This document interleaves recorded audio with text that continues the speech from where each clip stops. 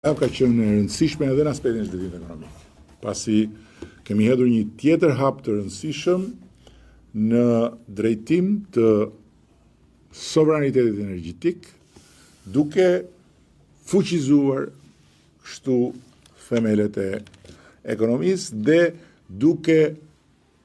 ju afruar atij momenti kur Shqipëria nuk do të ketë më nevojë të paguaj nga taksat e shqiptarëve për të importuar energji nga jashtë. E kanë fjalën për hapin e hedhur për fazën e dytë të projektit madhor të parkut me energji të rinovueshme me erë në Tropoj. 600 megawatt, një hap dhe një fazë e re që shënon finalizimin e një përpjekje të përbashkët rreth 2 vjeçare me kompaninë amerikane, lider në energjinë e rinovueshme në Europë, CWP, dhe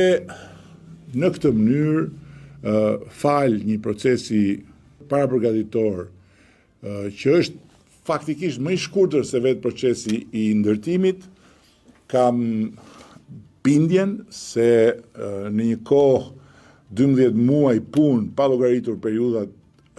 kur dimri është realisht në fazën që e bën të pamundur punën normale në terren, ne do të kemi parkun me energji të erës që do të hyjë në rrjetin e prodhimit ton kombëtar dhe do të bëjë që në këtë mënyrë Shqipëria të